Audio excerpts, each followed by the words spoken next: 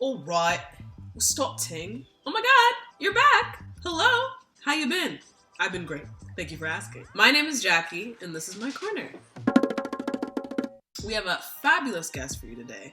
While in film school, she wrote and directed Gay Mean Girls, a 2015 short film that went viral on YouTube, amassing over 3 million views since being posted. With the help of Telefilm's Talent to Watch and the Bell Fund, she adapted the short film into an 8-episode web series and is currently developing the second season. Here to hang, it's Heyishi Zhang. Heyishi.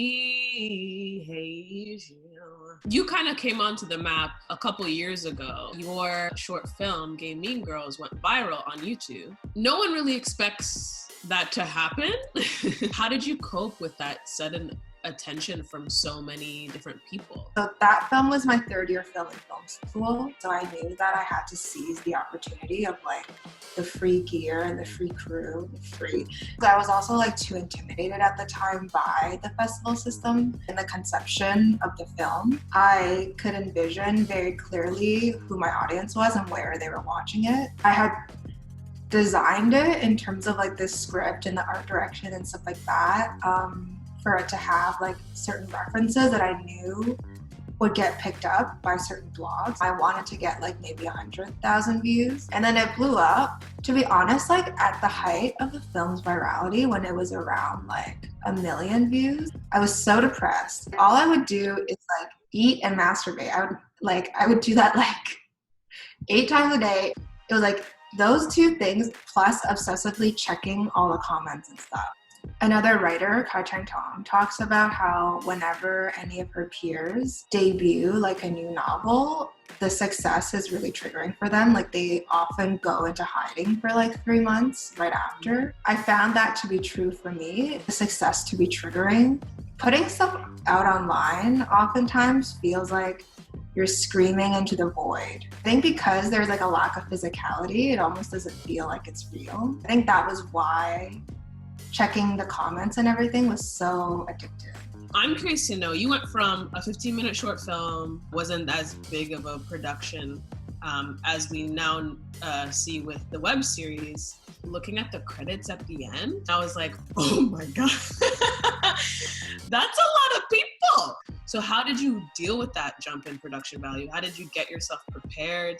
Who did you lean on most? I didn't really deal with it. That was a mistake. At that point, I was like going through a lot of personal things, and so I didn't even know if I wanted to stay in film. Like I was very afraid of my own power. I didn't actually do much to prepare because I was like afraid of going on set. I was afraid of like taking the risks that I needed to take. Well, I think it's fair to say that judging by what you're saying, you can't necessarily prepare for such situations. Opportunities like that, where you know that you can most likely get the funding and you have a team who are willing to back you, you just gotta go for it, even if everything else in your life is saying that this is gonna be the biggest inconvenience. In terms of like the people that I relied on the most was definitely Maddie and Haley.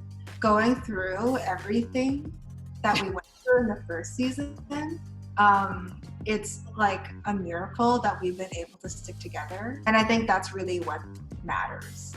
Even if the project doesn't meet the potential you know it can, you can further explore your potential now that you have your team. As a person of color who was queer, how did it feel to have your creative space be filled with other people who have the same identity as you? To be completely honest, I have very mixed feelings about it. I think what I discovered through the project was actually that like I can't just rely on identity politics to kind of filter out like quality. Even if someone's like not fully compatible with the project, like I still think that it's important to create opportunities to give people space to fail. It's definitely a balancing act that you never necessarily anticipate, nor is it one that you really should be worrying about. In a perfect world, it's not your job to have to also juggle representation and having a responsibility as someone who is rarely represented to